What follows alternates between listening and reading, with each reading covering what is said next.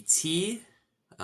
It is the morning of August 9th, 2025. We're exactly 3 weeks out from college football. I guess 2 weeks with week zero, if we're going to Yep. count that, obviously. So 2 weeks out. I'm here with my buddy Austin Slade, and today we will be giving our college football preview. Go through our best bets. We're going to go conference by conference. And I'm looking at this article, the top 10 QBs heading into the college football season. And just like super high level, I want you to tell me like how much you agree versus disagree with this list. Does that sound good? They're talking about like the best QBs? Yeah. Okay. Yeah. So kind of who you would trust the most, not in terms of like, oh, they're going to put up huge stats, but this is like the guy that can win you the title. Okay. Number one, Cade Klubnik, Clemson. I trust them. N- Number two, Arch Manning, Texas. I trust him, even though I've seen him play one game versus a Sun Belt team. Can you Is it possible to trust someone who's only played 2 games and is very unproven? Somehow I want to How say about yes this? too. Yeah, I trust him to not suck. I trust him to not crash the Porsche that is Texas football's roster this year. Yeah, I agree. Three, Garrett Nussmeier, LSU. I Yes. know you like him. Yep. Uh, do you remember last year? I texted you and I said I'm on the message boards. Jackson Dart just tore his ACL, and we immediately bet Ole Miss to not make the playoffs. Turns out that ended up being fake news, and I don't know I if you lost saw the this money. week, but Yeah. the same thing happened with dude. No, they didn't make it. We ended up winning the Oh, bet. okay, okay. Um, the same thing happened this past week with Garrett Nussmeier. Have you seen any of the reports? No, I'm glad I didn't. And if that were true, I would have been Yeah. screwed with some of the picks I was giving. Yeah, so someone came up with a fake rumor that he tore his ACL. They had some sort of weird media availability like 3 or 4 days ago.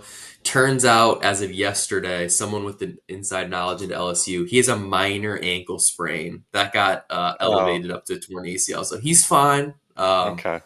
but you just need to double check on news, Um, especially nowadays. did you see the other fake news about a quarterback who wears purple? Uh, Mr. Hoover, the furry. Yeah, yeah. Apparently, Josh Hoover, it's TCU. fake news, but I personally believe it. I'm still choosing to think it's real. Well, he comes in at number 10 in our list. Do He's you think good. he should be a top 10 QB? Yeah. Yeah, I have it written down. He threw 27 TDs, 4,000 yards. I think, and we'll get to it later. But there's a lot of unproven QBs. Like I know we talked about Arch, but that's kind of the theme in college football this year. Is there's just a lot of QBs we haven't seen do it, but we think they can probably just based off of pedigree. Yeah. Yeah, and there's going to be a lot of freshmen playing this year too, which we can get into. But closing out this list, five, Lenore Sellers, South Carolina. Yeah, Super yeah. raw talent. I mean, I don't think of him as a Heisman pick, but I think he's for a South Carolina quarterback, he's very good. Yeah. yeah. Six, Drew Aller, coming off his great performance in the college football playoff last year. I think he's better than like the I don't think he's as good as like the top 3 QB that people are talking about for the NFL draft. But I also don't but there's always like that narrative beneath the surface of like a player, and like Drew Allers is that he like sucks. And I don't think he Yeah. sucks. I think there's very few players you could put ahead of him off of like proven production and like even potential. So I don't hate it. I don't love him. Like I wouldn't be like, please draft him if I were an NFL team. But um, I think that's fair for college football. He's not a guy where I'm sure he can do it all himself, but Penn State is so rich with talent this year that he can just, he's good enough to convert some third and longs when he needs to. He's not gonna be able to do it the whole game, and he's not gonna have to. So, yeah, I'm with you on that. 7, 8, and 9. We have Carson Beck, of Miami now, transfer from Georgia. 8, DJ Lagway, Florida, and then 9, Sam Levitt, Arizona State. That's tough. They're all very different situations. I think DJ Lagway's a year away, but I think the potential is there. He's also a little banged up right now, so I could see him starting slow. I mean, there's if Florida doesn't win, I don't know what the number is, at least seven, at least maybe even eight. He might be at a new school next year because Billy Napier would be gone. So that's a whole nother storyline. Not to bury the lead, but I guess in my SEC notes, I have a tier of teams called wild cards, and I put Florida as kind of a wild card, like they're on the cusp of that, but they just have such a tough schedule. So I think he's really talented, and I think he'll end up having a good career, but he might be a year away from being like a super special player. Yeah, and I think it's kind of going to be dependent on the cast he has. Dallas Wilson, he was the number 8 wide receiver in the class. He already went down with an injury yesterday, wide receiver for Florida. Um, so we'll see who can stay healthy on that team. But okay, Sam Levitt is one that like I guess NFL scouts are starting to love. I'm just I'm a little down on Arizona State.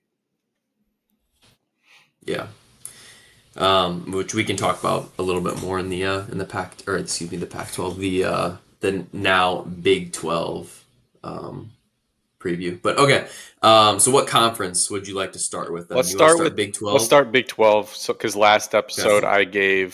I gave Utah plus 650 to win the Big 12. Um, their Okay. their over under is sitting at 7.5. So if you don't want to go as far as the lengths to say they'll win the conference, you can bet they're over at over 7.5. It is juice to the over. So Vegas is basically saying that they think it's more likely they'll win 8 games than 7 games. Um, Hmm. and again, we're not even gambling here, dude. We're just predicting, right? We're just predicting. Will they win more than 7.5 or less than 7.5? That's all it is. Exactly. And real quick, so we gave this out last episode, episode 84, which was about a week and a half, 2 weeks ago. Everything's tracked on our Bet GPT 6 pack tracker. If you look in the description of this YouTube or the Spotify, Apple Podcast episode, it's all in there. So please check it out, especially if you're really if you don't remember or you didn't write it down during the episode, it's all logged here. You can see our historical data. We came off a profitable college football season last year. You can see that by filtering by season two and category NCAA football. So definitely check it out. And Slade and I, it's always a friendly competition talking about, I'm up 5 units, you're only up 3.3. But overall, I think our goal this year is to be up 10 to 15 units college football wise. But we'll keep you guys updated on that. But anyway, Slade, back to you in the Big 12. Okay, so the narrative around the Big 12 this year is that is parity. Oh, we may not have a national champion, but we have 8 teams that have odds to win the conference between 5 to 1 and 14 to 1. And it's like, yeah, I mean, technically there is parity. It's a league with a lot of teams that don't end up playing each other, and weird tiebreakers like last year. And then you also have a bunch of teams that are um, just similar recruiting talent to each other. Um, the big difference is that Texas Tech now is spending NIL money like crazy, so they're like the resource kings of that league right now. They brought in 13 4-star transfers, and that's why they sit at tied with Kansas State and Arizona State at the top of the league. So the odds go those three at the top: Arizona State, the defending champs; Kansas State, a ton of returning production; Avery Johnson, a lot of people like him; Texas Tech, maybe the most just pure talent on the roster, but hey, maybe they lose a few games. Those guys are just hired guns. They're not there. They're only there for the paycheck type thing. Baylor is fourth. I mentioned last pod that one surprised me. I had to do more research on that. At Baylor 6 to 1, so they're right there, almost damn near tied for making a four-way tie at the top. So they have a good returning QB, but I guess what makes people really like them this offseason is they finished winning their last 6 regular season games last year. They did lose their bowl game to LSU, but does that really mean anything? LSU is LSU and they're Baylor. Um, but they also hit it pretty big in the transfer portal. And they have like two of the best wide receivers in the Big 12. One of them, Josh Cameron, for anybody who plays NCAA 26, very fast. He wears number 34 at wide receiver, so that's pretty sick. Um, but yeah, Baylor, people, I mean, they kind of have to have a bounce back year. Their coach was on the hot seat, Dave Aranda, last year. Um, but yeah, then my pick is fifth. And then I also want to talk about number 6 and number 7 on the list, TCU and Iowa State. There's a huge drop off after Iowa State. They're like 13-1, and then after that it goes all the way down to like Colorado, 32-1. So Dion, they're basically saying doesn't have a chance. And then at the very bottom, Mike Gundy, who on the hot seat probably, and then our boy Scott Frost at the very bottom. He's back home though. He should have never left. He's in a great situation. Give him a couple of years to build it Yeah, up, he's going to and he'll need a be at the couple top. years. That's why I called that out. Um, so also on Colorado, real quick, they got bet down a win. I think they're at like I wanted to take their under, but that's something I wanted to call out just at the top of the pod is like this all changes a lot as you mentioned injury news. Also, just the market catches up. People are putting in money early, so people aren't like thinking about college football in May and June. Like June might be the time to get the best value, but then you could also turn around and get screwed on an injury or something of the sort. But yeah, Colorado already got bet down a win. I wanted to take their under back in for the pod. I took it in June, but I think it's already down to the point where it's like it's it's too low now for a conference like this. Yeah. Do you have a conference winner in this league?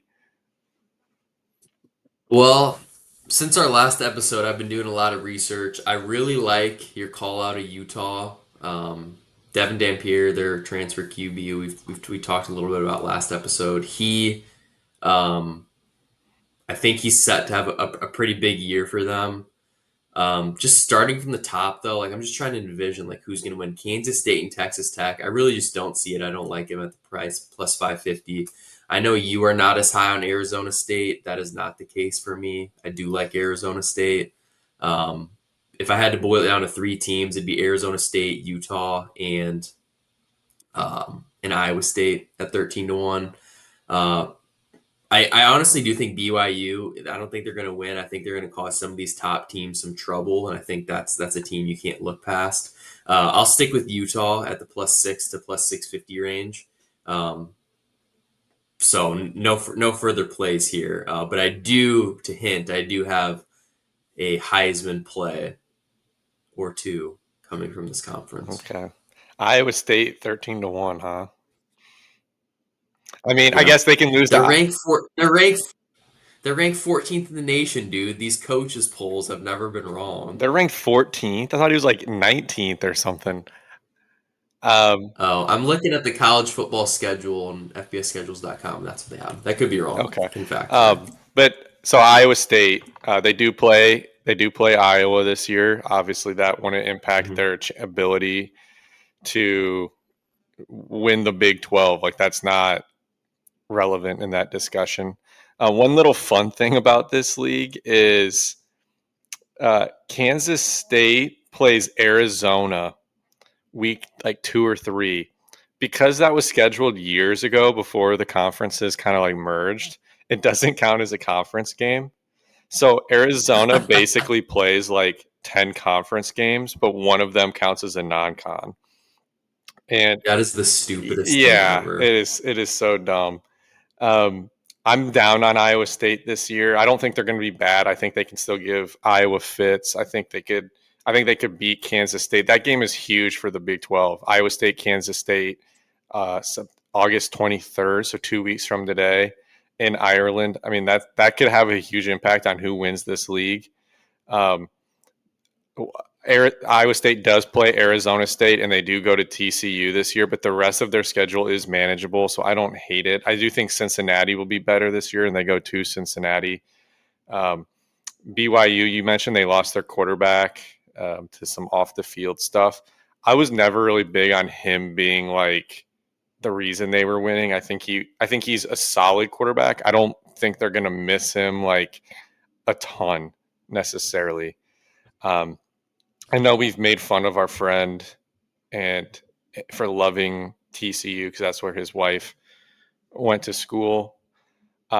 And I've like taken the under on them like 4 years in a row, but I have to admit I am on. I did take an alt over for them. I took TCU 8+ wins at plus 130, and I do want that on the tracker. Their schedule is one of the harder ones in the Big 12, so I do think that's why it's a plus money play. Um, their non-con is a little tougher. They start the year off with at Bill Belichick and UNC. They have Mm. SMU, a playoff team, at home, and then they go to Arizona State, another playoff team, and then they play all the top teams in the league: Iowa State, uh, Baylor, Kansas State. Like, so it is a tougher schedule for Big 12 standards, but I do think they can get to 8 wins, and it's mainly because we talked about Josh Hoover. He's probably one of the best 3 or 4 QBs in that conference. I'd probably put him ahead of Rocco Becht, but he's in that tier. The Big 12 does have decent QB play. I'll give him that. Um, but I don't know if you ever pay attention to like the Bud Elliott's blue chip ratio, where it's basically they're just looking at like overall roster talent from like the high school ranks. And TCU's is like the only one in the Big 12 that's like not head and shoulders below the Big Ten and the SEC and even the ACC. Oh, They have wow. TCU as like the only Big 12 program that has like, I don't remember exactly where they're ranked, but like that actually like recruits at a decent level. So I'm just kind of betting on TCU to just out talent a lot of these teams on their schedule. They just have better body types, as the guys like to say in the scouting profession. I think it's pretty funny that you're going with TCU because I feel like last year you were 0 and 5 betting TCU. Like one week you'd bet for them, one week you bet against them. They're kind of your kryptonite for this year. So hopefully that trend changes. Yeah, I wouldn't bet their Um, over under because I think their over unders are like 6.5, and I was like, I'm not taking the juice to for them to win 7. So let's get it up to 8. I think they can do that. yeah. Yep. So officially on the tracker, TCU 8+ wins, plus And I should have 130. mentioned this. Arizona Um, State was predicted last year and won it. So there's really nothing that's going to make me feel too dumb about one of my picks here. Like anything can happen in this league. yeah, and that's why I mean, me calling out Iowa State 13-1. I mean, the thing is, you just have to get to the title game some way or another. Get there. If you have, a bigger number in pocket, it's pretty Yeah, easy to hedge off.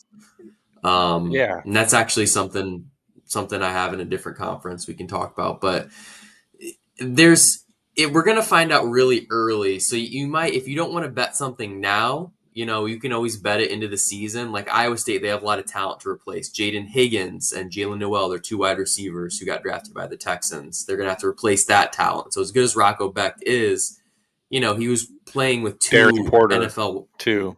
Yeah, Darian Porter also went 79th, and he slotted, or excuse me, 68th. He slotted in as the starting cornerback for the Raiders, I believe. So, um, that's a lot. That's a lot to lose, especially for a team that never has anybody drafted And and high. not So shout out to and not them. only that, but they're a team that plays a lot of one score games. And some Hmm. years, and Iowa's a victim of this too. Some years those go your way, and some years they don't.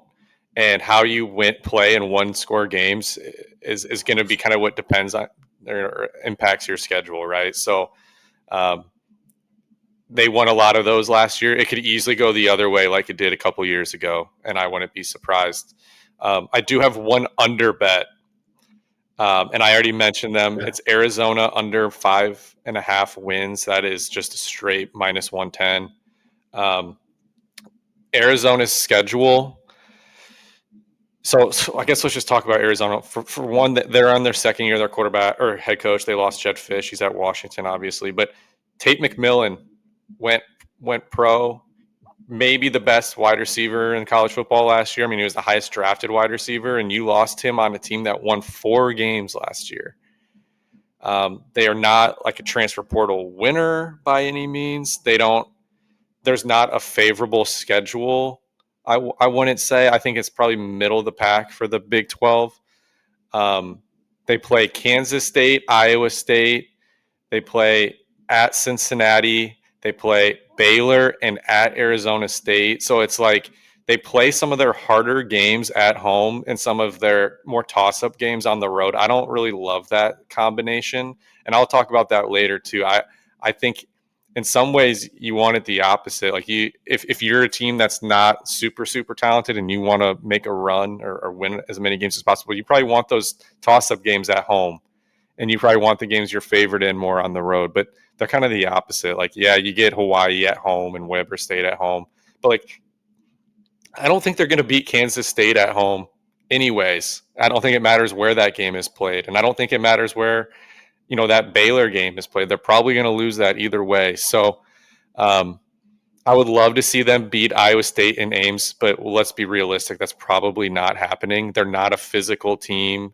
I just don't think they match up well with a team like Iowa State or a Baylor or Cincinnati. Um, so yeah, under 5.5. Noah Fafita is still their quarterback, but I mean, that didn't matter last year. They won 4 games. No, yeah, I totally agree with you on that. Um, Ted McMillan, like you said, huge loss, but that the team was just had so many missing pieces. They could never put together a full game, and they're going to be even worse this year. So I don't disagree there. My one over under for the conference. I know you're not high on them. I'm going over 8.5 for Arizona State, also at -110. Just pulling up their schedule here and looking real quick. They have two guaranteed wins early: Northern Arizona and Texas State. Week 2, they go at Mississippi State, which is kind of a fun matchup just because it's a night game at an SEC school. That being said, I'm not impressed with Mississippi State, so that should be another win. So starting off the season 3-0, then you get into conference play. Let's skip all the way to the last You want three to skip games of the that at year. Utah game? No, we're going to go back Okay. to Oh, it. okay. I'm saying Okay. the end of Okay. the year. End of the year, West Virginia at home, at Colorado, and then at home against Arizona. That's 6 wins right there. 3-0 to start the year, 3-0 to end the year. So you need 3 wins out of Baylor, TCU, Utah, Texas Tech, Houston. That's going to be a win, and Iowa State. So they're going to beat Houston. They need to beat 2 of Baylor, TCU, Utah, Texas Tech, and Iowa State. Yeah, that's happening. They're going to win 9. You're probably right. The more I look at this schedule, it does, like when you go through the wins and the losses, it does feel like 9 wins. Maybe you play an exacta at 9 wins. I don't know what that is. I mean, last year they did win a lot of close games. They also played a lot of teams that were banged up at the right time. I mean, they got Kansas with Kansas's quarterback banged up. They only won that by 4. They got Utah with obviously they had like no quarterback. They lost to Tech. They lost to Cincinnati, but they didn't have their quarterback. They just played a lot of close games, man. That's what makes me nervous. Um, I do think their coach is good though, and I do think Sam Levitt for the Big 12 is good, and I think he's fearless. I'll give him that. Exactly 9 wins plus 380.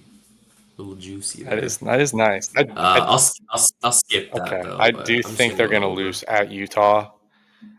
I think my Horned Frogs can give them trouble. I think at Ames isn't a cakewalk, but the rest of this schedule at Baylor as well. But you're right. The rest of the schedule is very favorable. They get Texas Tech at home, so could be another interesting year for Arizona State. I hate to admit. Yeah. Okay. That was my only play out of the Big Ten. Or Big 12? Do you have anything else before we Uh, transition? I have a little Heisman sprinkle. We'll save it for the end. Okay. All right. Where are we off to We are going next? to go to the ACC. So we're sitting here a block from the ACC headquarters. Um, God, this league is so funny because I'm like looking at it and I'm like, oh, that's right. SMU and Cal are ACC teams. I don't think that'll ever sink in for me. Um, high level. So for me, it is like Clemson is the class of this conference, I think, and the in terms of storylines for this league, I think it's just I like Clemson, and there's some QB turnover in this league in particular that I think is interesting. So when you look at the top of the league, the biggest brands in the conference, Louisville got Miller Moss from USC. Florida State got Thomas Castellanos from Boston College. Sorry, we got Florida State. Miami, you mentioned Carson Beck earlier from Georgia. And Duke got maybe the most one or two most expensive quarterbacks in the portal in Darian Mensah. They're taking football seriously. Um, so I think that is something to keep an eye on. So, and the way the market shapes up is it's like Clemson is plus 105, Miami is plus 400. I kind of consider that those are the tier one teams. Tier two teams that have a chance: Louisville and SMU plus 750 and plus 900 respectively. And then after that, it gets a little you're reaching. You got Georgia Tech and Duke, and then way down there at like 30 to 40 to 1 range is Florida State, NC State. Um, if I had to pick somebody down the board, which I'm not for the tracker, it's probably Louisville. I think Miller Moss is a solid quarterback. I think getting out of the Big Ten will help him. I think Jeff Brom will help him. Um, I think also SMU. Maybe I'm just fading some of these teams that were in the playoff last year, but I'm fading them as well. I don't know if you have an opinion on them. I'd be curious. I forgot SMU was even in the playoff last year. That was just a team that was just like They got that's a stomped. good. It was a good story. And Yeah, you it was want a to know good how they made story you while it want to know how lasted. they made the playoff? Let me tell you. They made it because they avoided Clemson, Miami, and Syracuse, who won 10 games last year. And they did play Louisville. I think it was at home, though. Um, this year, I think they do have a tougher schedule. I do not expect to see them back in the ACC title. They play Baylor and TCU in the non-con. I think that's really fun under the radar matchups. In state, obviously more for people and from Texas, but you get SMU playing Baylor and TCU out of conference. I think that's pretty sweet. Um, like I said, I think Clemson's going to win the league, but I'm not playing plus 105. Do you have a winner that you want to bet? Well, I'm a little. I feel a little slighted because you didn't even mention Kyron Drones from Virginia I Tech. I had mean, it in my notes. I last have year, Ask Coiner. I have two things I wanted to ask you. One was Kyron Drones, and then I'll ask you the other one here in a minute.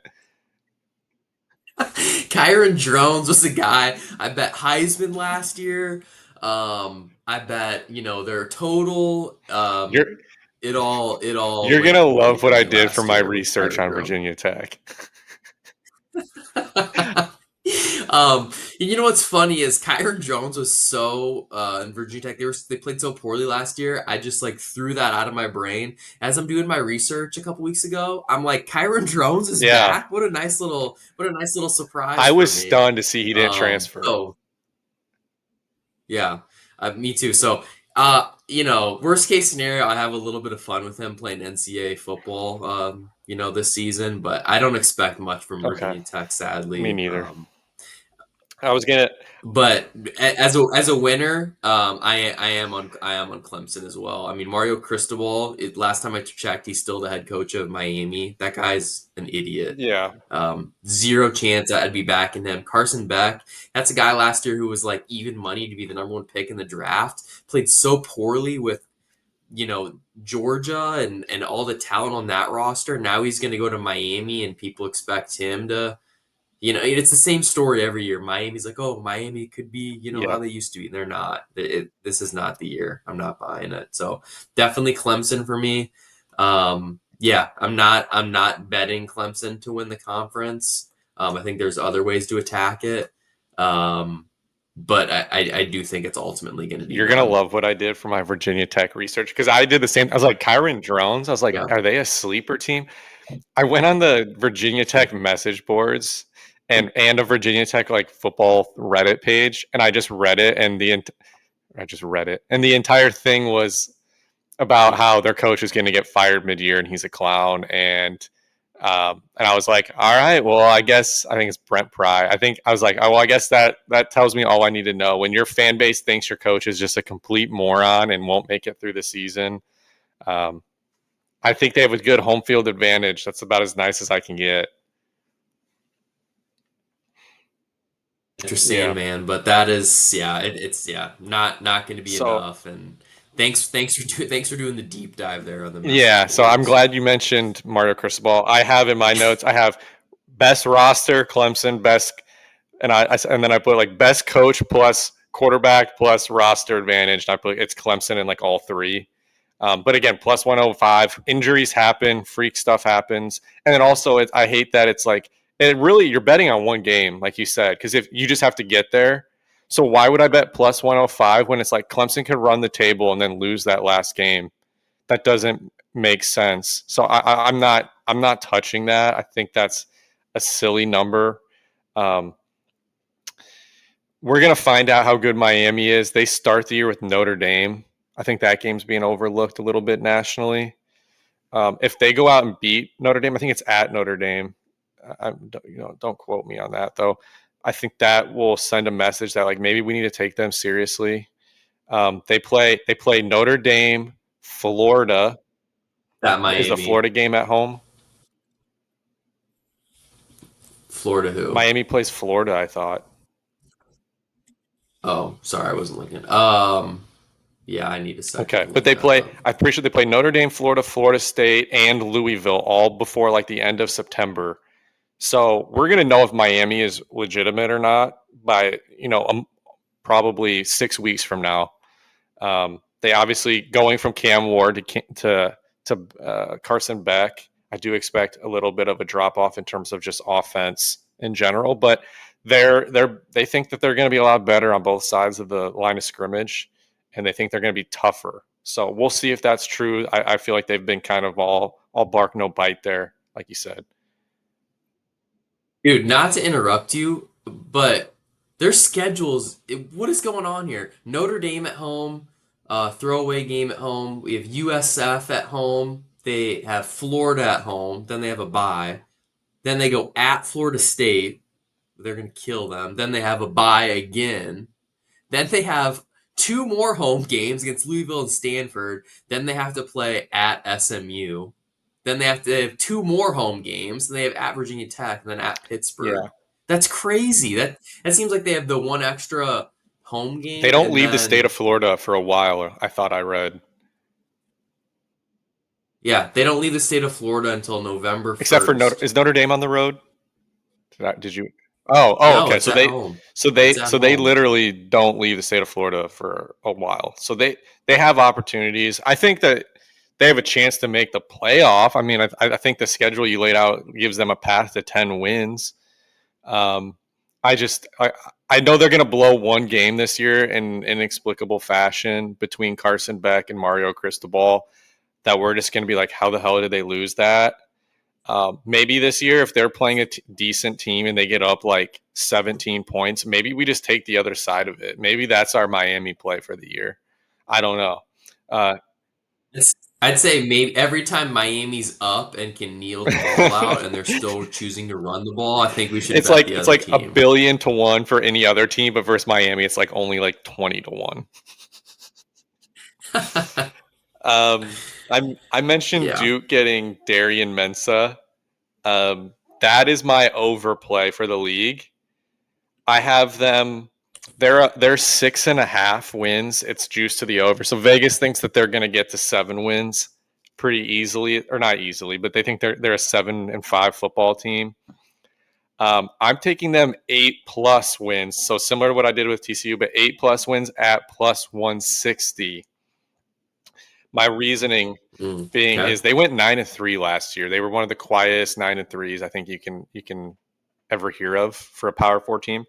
Um, Their schedule is interesting, though. I think Vegas is saying their home game against Illinois, like week 2, is a loss, and I think that's one game they're chalking up as an L. Look, we're gonna get to the Big Ten in a minute, but Illinois is not a guaranteed win at Duke early in the season. Like they should be favored, but they're not a lock. If Duke wins that game at home, are you going to be surprised? No, not at all. They won Not at 9 all. games last year. They have a defensive head coach. Oh, and you just went and bought one of the most expensive QBs in the portal, and you lost Malik Murphy. That's an upgrade. I think that they are going to upgrade at quarterback, and so I'm just like, if I can get plus money on them to win 8 games, which is again is one less than last year with better QB play, then I'm going to do it. Um, I think that's a bet I circled a while ago, and it really hasn't moved. It does feel I do feel like this is a bet. If it loses, I could feel really stupid and be like, I bet on Duke football. But Duke hasn't been like a bad program. I Dude, mean, even because they have Mike Elko. Darian Mensah, he's only played 13 games in his collegiate career. He's a redshirt freshman at Tulane last year. Like his ceiling can go way, way up there. Dude, he So yeah, he could he definitely had explode. SEC schools throwing him millions, and Duke outspent them for him. Like team, it's not like he went to Duke because like he didn't have that many other options. Like this is a dude who like picked Duke over other teams. Like Yeah. he could have gone to like a USC or multiple SEC schools. There were a Florida State. You know what I mean? Like he picked Duke. And what's funny is they play Tulane week 3 at Tulane, so that is kind of a tough game. They've got 4 quarterbacks at Tulane. Our boy Brendan Sullivan is one of the 4. Um, but they go at Syracuse. I think Syracuse is taking a down year. They go at Cal. I think they'll win that. Their tough games are Clemson on the road. Give it an L. I don't think you can say at UNC is an L. I mean, they play Wake Forest, Virginia, UConn, Cal. They get NC State at home. They have Elon at home. Like I don't know how they're not making a bowl game. So if you're gonna say like maybe I'm stretching it a half win, but I get it at plus 160, like sign me up for that. No, yeah, I Duke was kind of off my radar, and you definitely just kind of sold me on them right now. So that was, yeah, that's something I'm keeping an eye on. And that game against Tulane, the ultimate revenge spot. Can one of our listeners tweet me the day before that game and remind me to put in a same game parlay for like 3+ touchdowns, over passing, over rushing, and 0 interceptions? Because he's gonna go off in that game, 100%. Yeah. Yep. Um, yeah. Do you uh do you have any thoughts on North That was Carolina? my Because obviously question it's for you Bill that I said I had Belichick. written down. I said because you're a Bill guy, you're a Okay. Pats guy. You can ask me, yeah. It's seven and a Hmm. half wins. What are you leaning? This one has been one of the most bet lines in college football this year. And obviously, they played TCU at home week 1. That's going to be a nationally televised game. I think it's on a Thursday, even maybe. Yeah. Well, can you tell me a little bit more about their quarterback and like their situation So there? I think they have a bunch of portal kids. This is my read from high level. I see some stuff living here. I see a lot of UNC content, but they have a quarterback. I can't remember his name, but I don't think people think he's the greatest thing ever. The storyline with North Carolina is their schedule is a complete joke, and if they Hmm. can win that first game, like maybe they win 9 games because of TCU. Um, I think 7.5 is like spot on. I've seen a lot of people put 7 and 5 exactas on. Um, they play. What's fun is they play at UNC Charlotte week 2. So I'm like, maybe I should go to that game, but it's a night game on a Do Saturday. some scouting. Yeah, just like a random Oh, Saturday night game at Charlotte. that's They play Richmond at UCF. I think they'll win. I think they'll lose to Clemson, but it's at home. I think they'll beat Cal. I think they'll beat Virginia. I think they'll beat Syracuse. I think they'll beat Stanford, or they'll at least go 3-1 in that stretch. I think they'll beat Wake Forest. They get Duke at home, so we'll say that's a toss up. And then they go at NC State. That's a huge game. I feel like they're probably pretty comparable. But I mean, listen to this stretch: Virginia, Syracuse, who's going to take a step back, Stanford, Wake Forest, UCF. I mean, Richmond. I mean, Yeah. that's like 5 games. And then Charlotte, that's like 6 out of 7 games where it's like you're playing a team who's probably not even making a bowl. Yeah, after looking at the schedule, that's got to be an over for me, honestly. That is so easy and like when I think of North Carolina, like it to me it doesn't even matter who's on the roster. Like when I think of Bill Belichick, I think about December 6th, 2021. What were you doing on December 6th, 2021? Do you remember? I was probably in elementary school. I don't know. Kindergarten. Oh, 2021. 20. I think they said 4 years 2001. I was ago. like, Well, here's what you were doing. You were watching Thursday night football, Patriots at Bills, snow game. Patriots win 14 to 10. Mac Jones 2 for 3, 19 yards, and the Patriots won. Bill Belichick can yeah, game plan up and like jerry rig and he like that Clemson game, if they beat Clemson in some like stupid ugly like 17-13 game, are you no, going to be that no, surprised? And they could have terrible losses. They could lose to those teams you mentioned at the end of the schedule, but he has the ability to win these one-off games, and especially in terms of like he knows they're not going to win a national right, title, and he still if he plans on being there long term, he might as well try out these new things and take a little bit more risk, and kind of see throw stuff to the ceiling and see what sticks. So yeah, I'm all for them this year. I got a UNC football crew neck, so I'll be rocking that on oh yeah, Saturdays this year out of respect to Bill. Um, a lot of 24-year-old girls, including his girlfriend, will be in attendance at those games. So definitely a good atmosphere to be in. And not to make this about me, and I don't want to go off topic here, but very good call saying you don't want your social life affected by going to that UNC at Charlotte game on September 6th, the night game.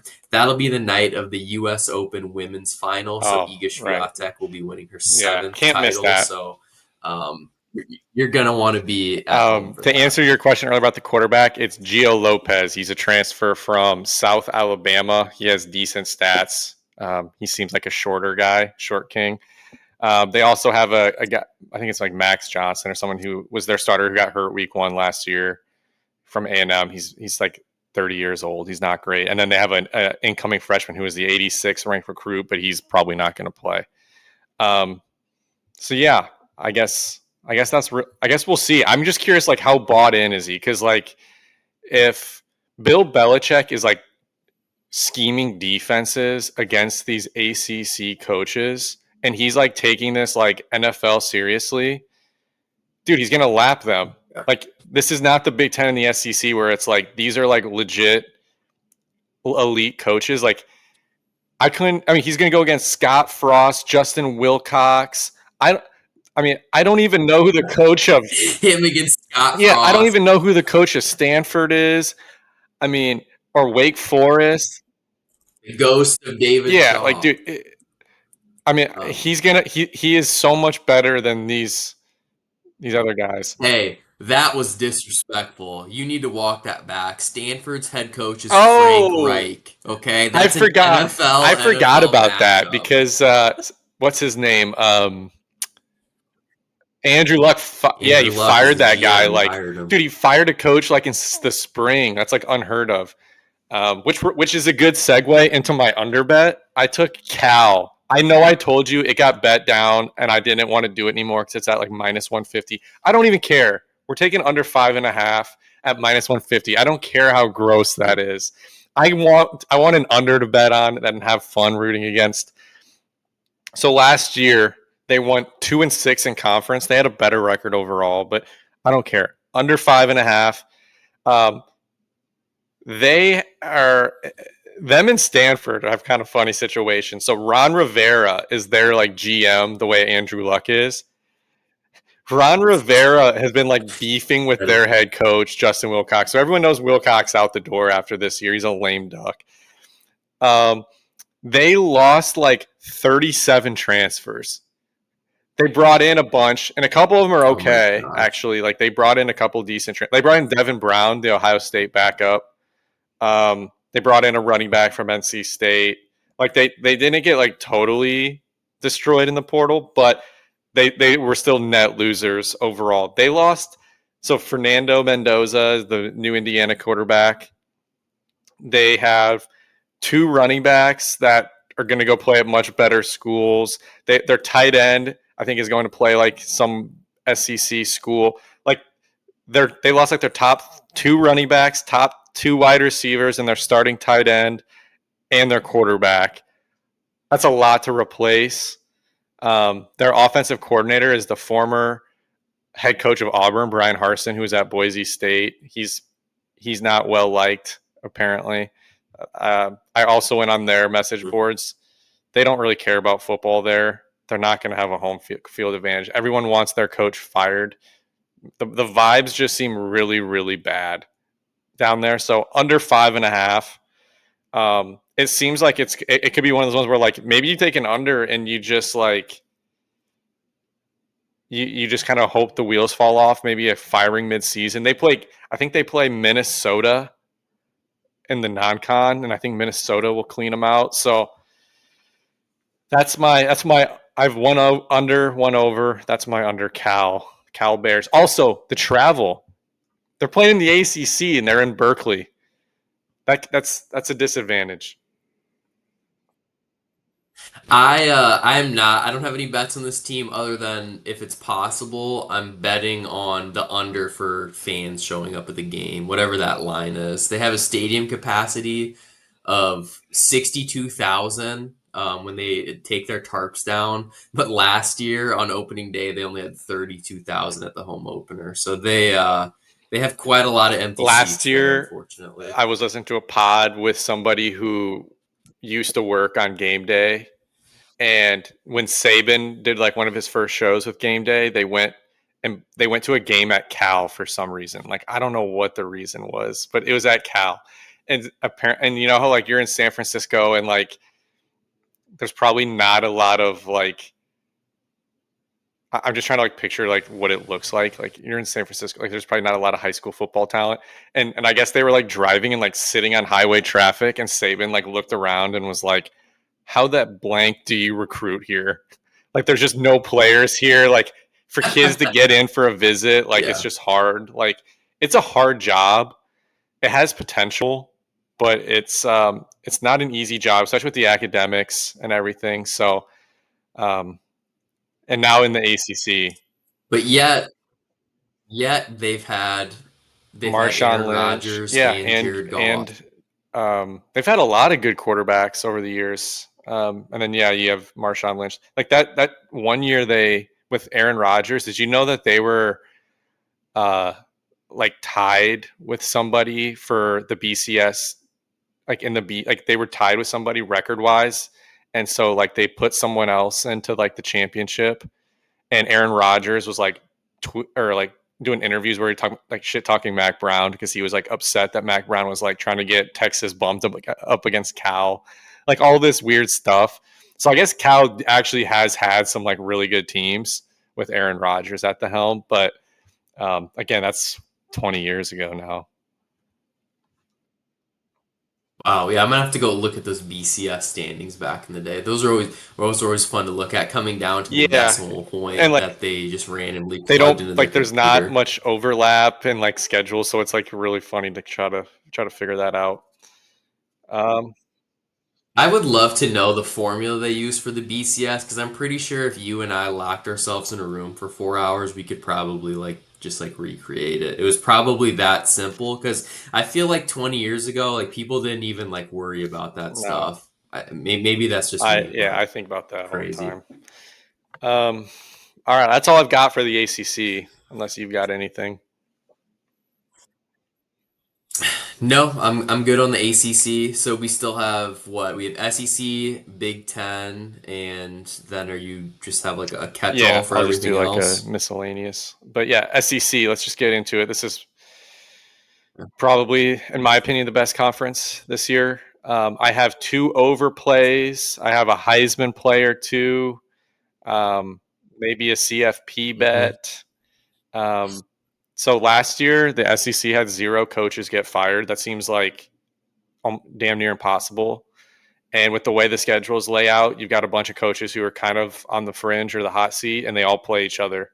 Um, so you're talking guys like Hugh Freeze, Billy Napier, Brent Venables. Like it's like not possible for all of them to keep their jobs with just the way their schedule lays out. Um, the way the market breaks down, Texas is at the top, pretty much consensus. They're the favorite. Georgia and Alabama are 2 and 3. I want to call out that it's very important to shop if you are interested in those two teams. FanDuel and DraftKings have very different prices on these two teams. Um, I think Alabama's like plus 380 in one book and like plus 480 at the other book. So like if you like Bama, be sure to shop. The way I broke it down is there's three teams that, based off the implied probability, have 10 wins.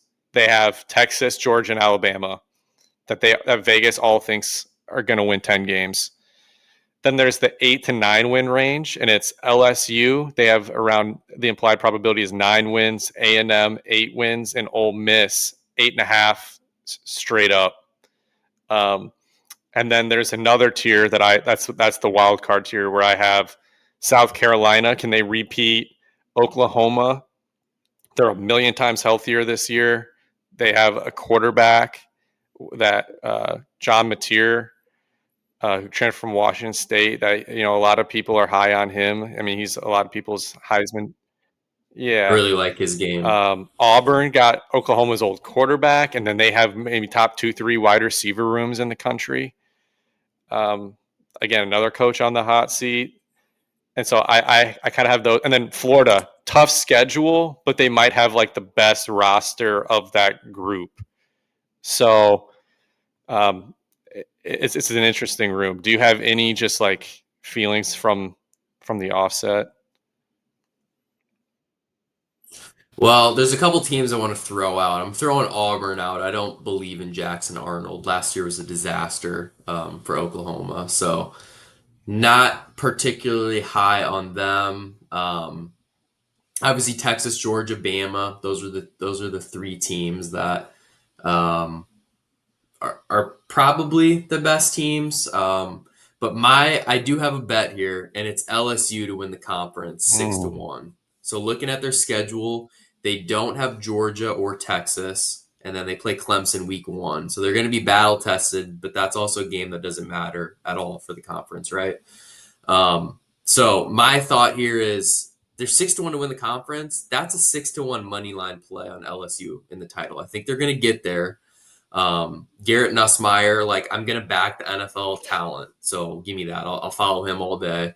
And then you look at the conference title games, like in general, the better team doesn't always win that. Like 2021, Bama beat Georgia 41-24. Bryce Young 26 of 44 for 3 touchdowns and 400 yards. Like that can happen again, and that Garrett Nussmeier like fits the mold of like an NFL guy that can go off in an SEC title game, especially Mm-hmm. like indoors, like what perfect conditions like um that's just a thing I can't pass up here. So I'm going LSU 6 to 1 to win the Okay. conference. I have some LSU plays as well.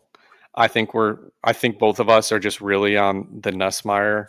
I think we're just Nussmeier believers in general. Um, Yeah.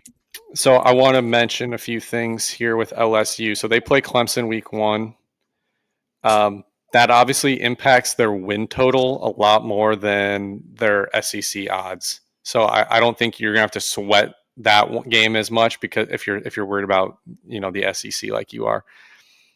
Their SEC schedule, though, just like removing Clemson, is one of the more favorable ones in my opinion. So the big games I've called out are A&M at home, Florida at home, at Alabama, and at Oklahoma. So let's say they lose at Bama, but they win the other three. I mean, they're in the SEC title game. They don't have to play at Georgia. They don't have to play at Texas. I don't think.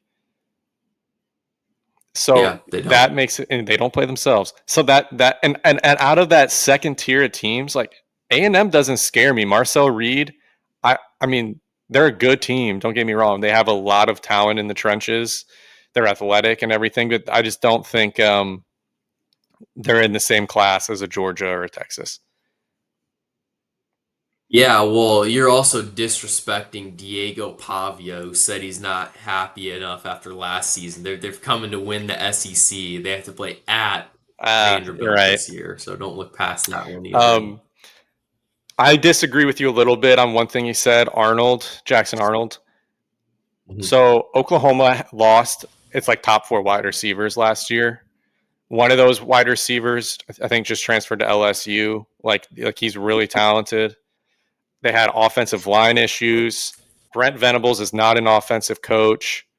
He was a freshman. Like I'm gonna give him the benefit of the doubt. If he sucks like at mid-year this year, then like I'm out on him.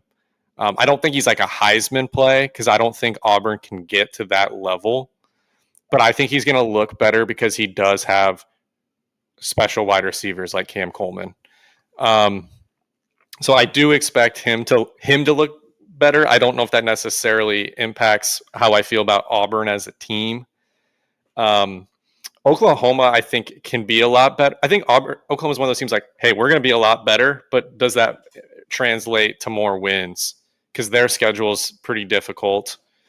Um, I know they play like Alabama, they play Texas.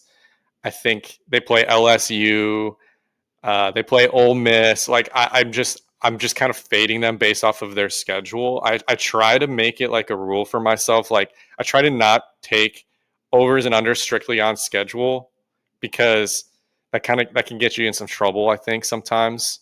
I tried to do that last year with Iowa, and obviously they weren't a great team, so they can trip up against a Michigan State or a UCLA.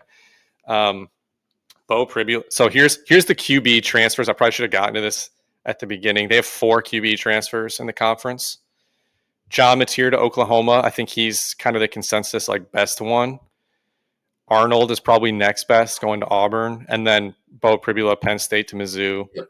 and then the worst one, and we haven't talked about them yet for a reason, is Tennessee. Joey Aguilar is transferring from Appalachian State to Tennessee. The only reason he's there is because Nico transferred late and they needed somebody. He's not special. He was going to go to, was it UCLA or something? They flipped. I don't remember exactly, but I don't think he's special.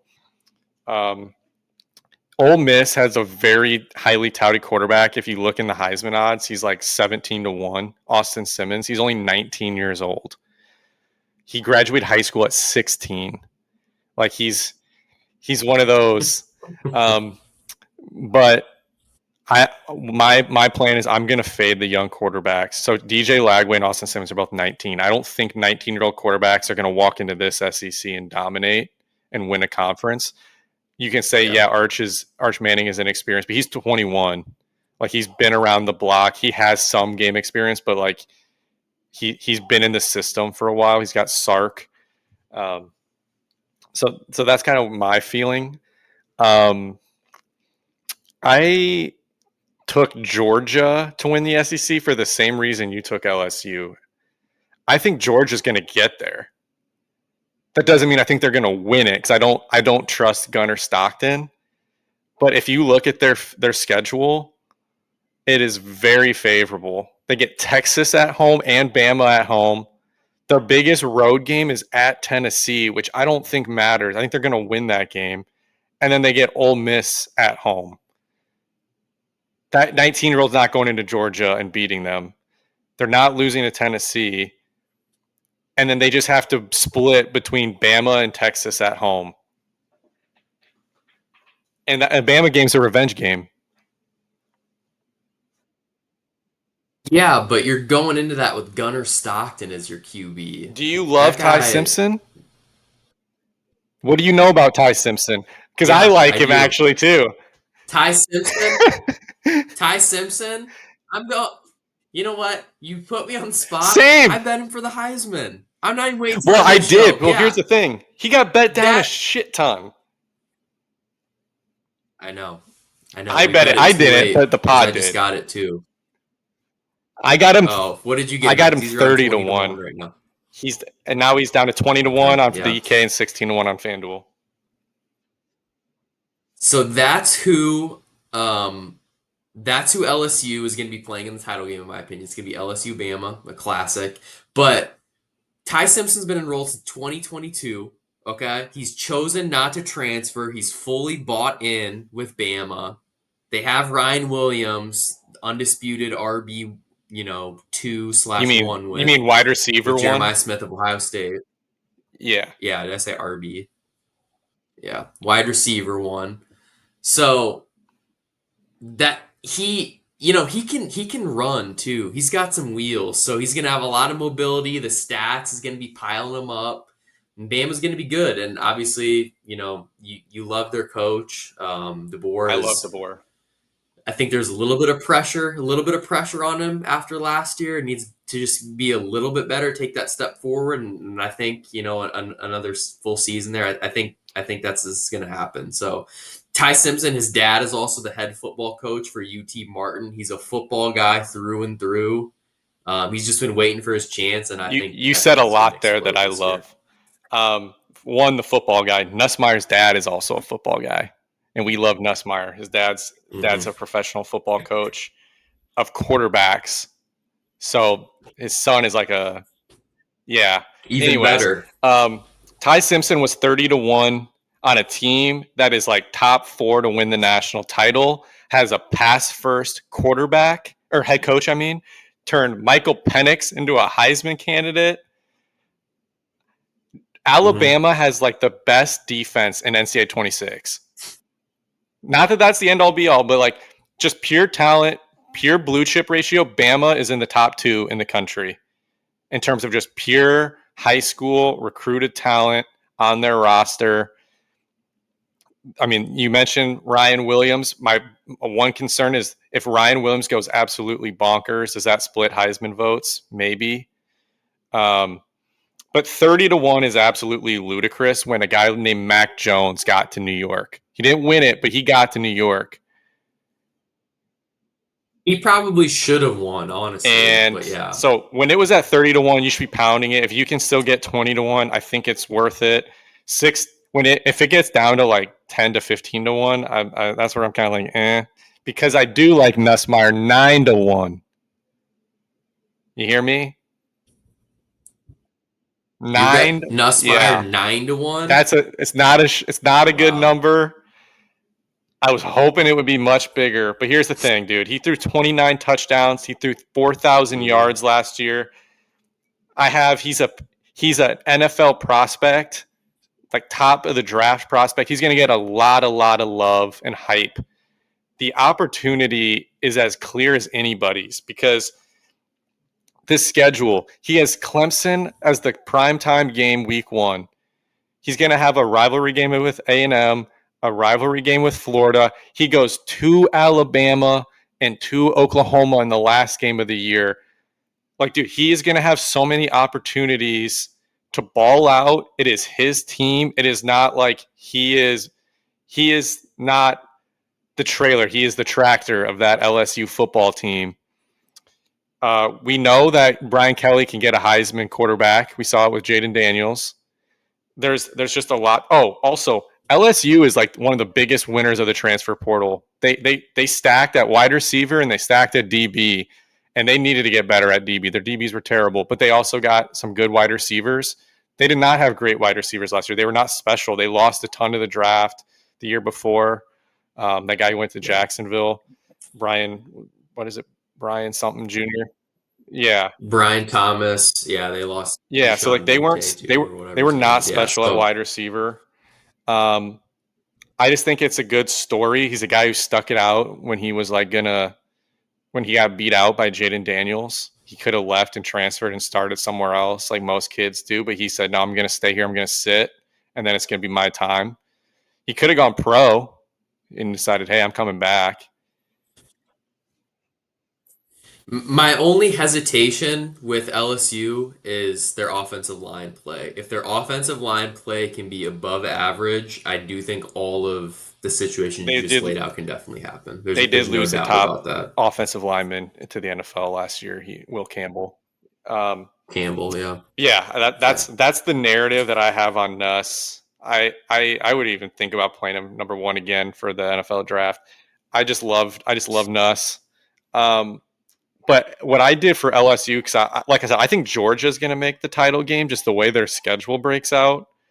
I think LSU can get there, but I bet them to make the CFP at plus 110 because I found something that I think is kind of a gap in the market.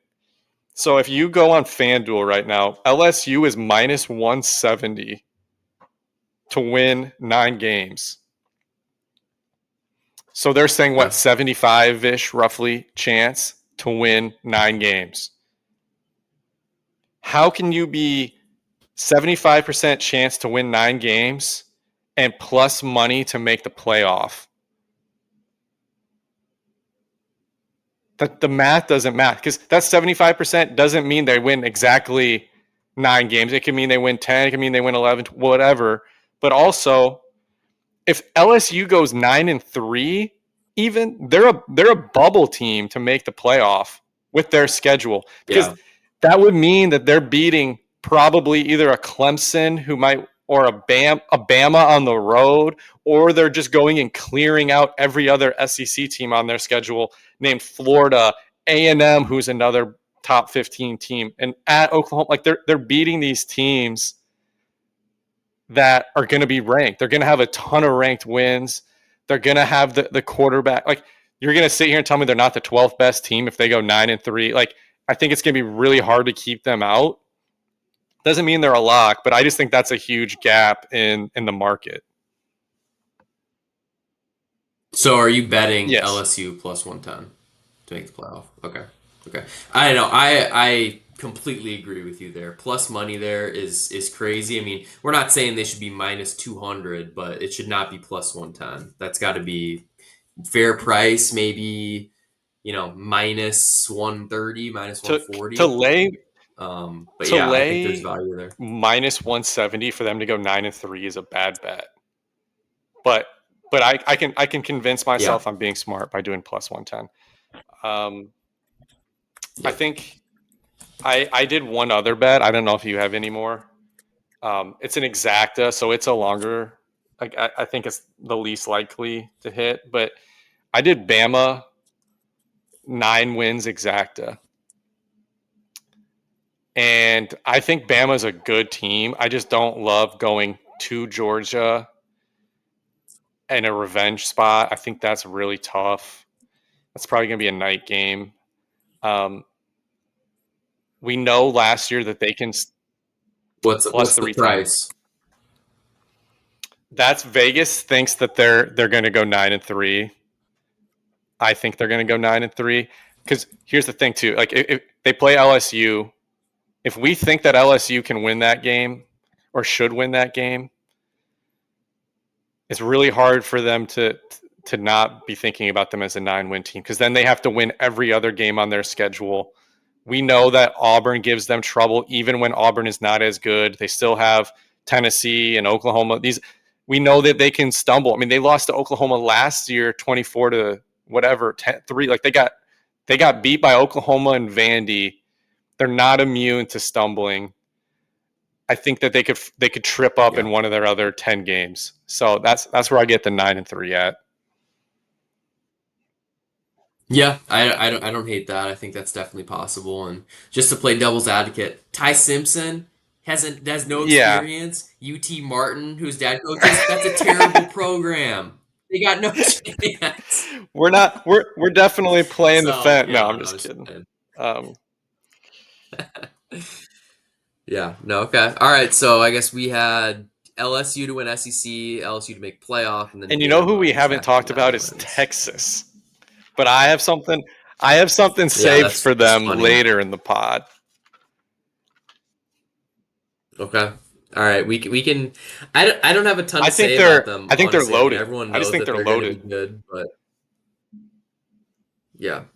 can can they have it pulled together? And Arch Manning, I think that's going to be the Yeah. most fun storyline to watch. I mean, you saw the quotes last week from Archie Manning saying that like, oh, he's not actually going to he's going to come back to Texas next year. Blah blah. I don't even care about that. Let's just play, and then we can worry about that later. So just we just need to get him Yep. out on the field.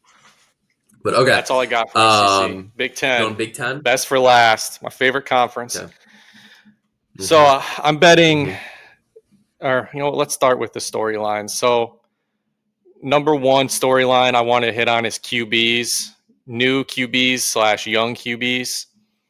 So Bryce Young, Mm-hmm. true freshman 5-star, or Bryce Underwood, true freshman 5-star quarterback from Louisiana, flipped from LSU to Michigan.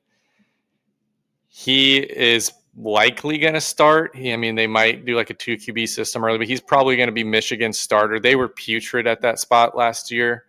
How much can he improve their offense? So when you think of the biggest brands in the Big Ten, 4 of the top 5, or 5 of the top 6, I should say, have a new quarterback.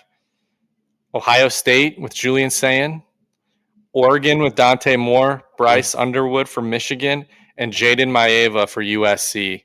The one that's a holdover is Drew Aller, which I think we've talked about already. Um, and then, of course, we already talked about Mendoza going from Cal to Indiana. And then the more surprising wild card one, it was UCLA getting Nico from Tennessee. So those are some big name Yep. new faces. Um, a lot of guys that aren't proven or aren't proven at this level, though.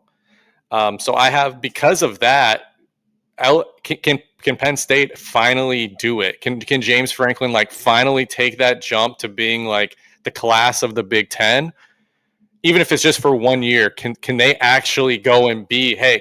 Because they play Ohio State and Oregon. Can they go 2-0 in those? They have the most veteran team. They have the most returning production team. I mean, Julian Sayin's a freshman. Dante Moore is, I think, like a sophomore who's barely played. Like, Penn State has to win. Or James Franklin, like, what the F, man? Like, you've got to finally get over that hump. Yeah. Chris Felica, the Bear, he was on VSiN last week, and he gave out Penn State 10 plus wins minus 300, and he said might as well I be heard minus that too. 3,000. Because if you look at their schedule, they're gonna, even if they lost to Ohio State and Oregon, that's 10 wins. Then they'd have to lose to USC as Or the well, which Hawks. I personally don't think is going to happen.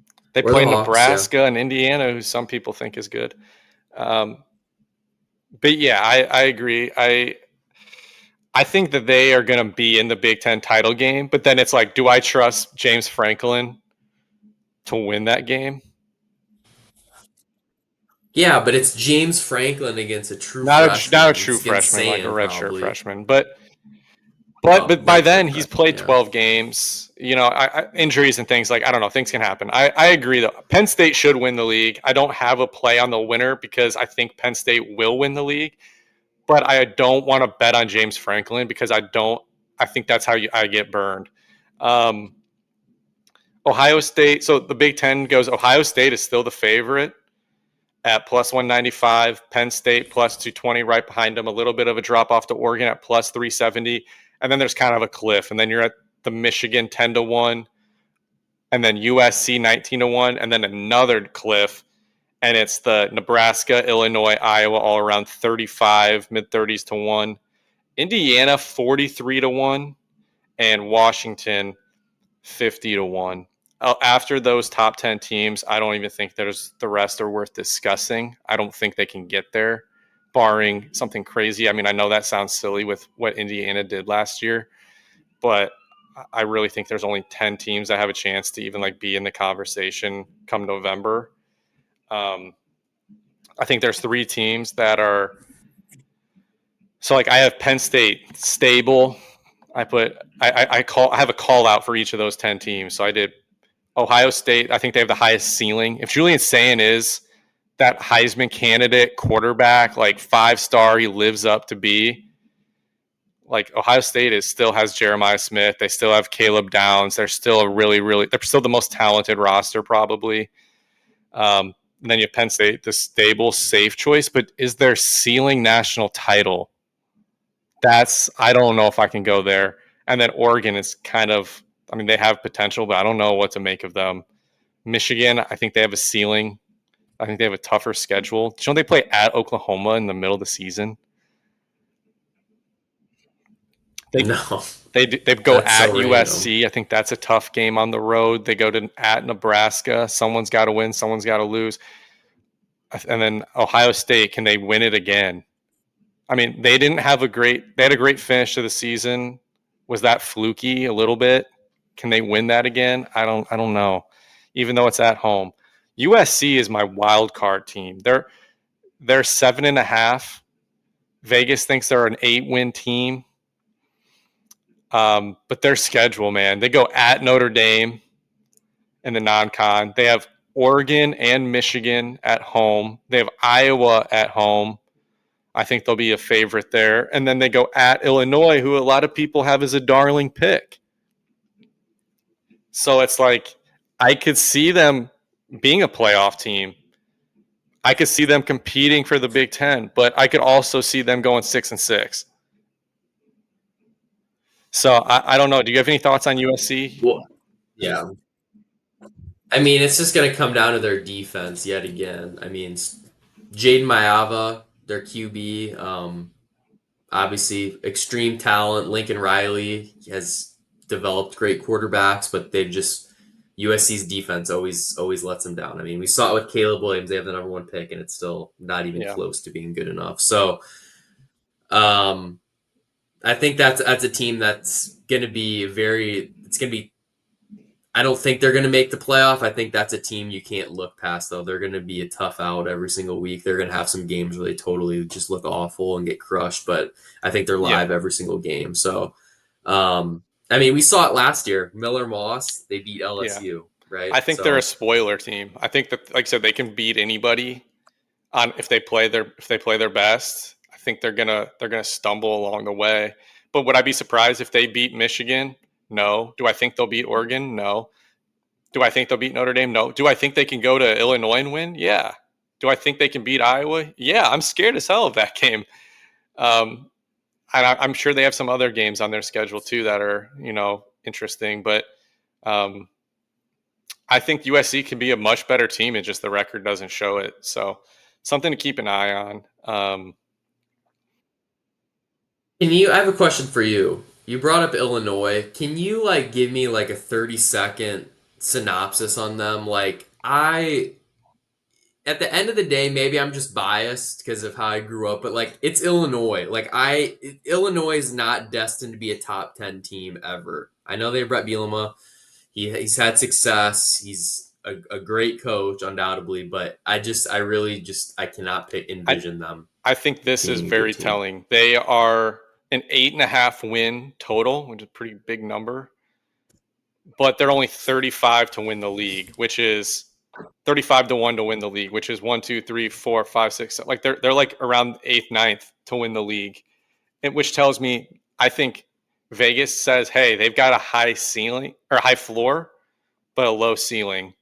And I kind of see them that way, maybe similar to like what an Iowa team has been the last couple of years, um, where yeah, they're going to be tough every game. Like they're another tough out, but they can't win the league because I don't think they have the special offensive talent and the special skill talent to win. Um, but the reason that they're going to get a lot of love this time of year is one, they won that bowl game against South Carolina. Does that even carry over?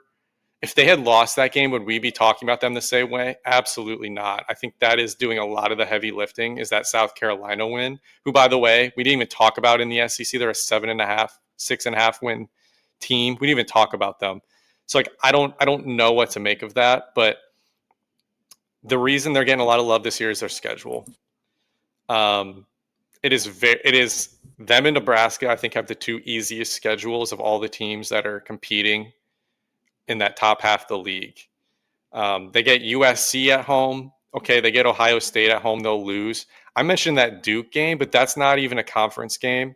They go at Indiana. I have that circled as one of the biggest games in the Big Ten this year, just for terms of like where this final standings end up. Illinois at Indiana. Somebody's got to lose that game, and that brings me to like my third talking point is like who is that of the conference as a whole is like who's in that second tier? Who is that second tier team? Because you've got from Michigan down to Washington, you've got 7 teams, and all these teams play each other. Who's gonna be that fourth, fifth contender for the Big Ten, fighting for the last playoff spot?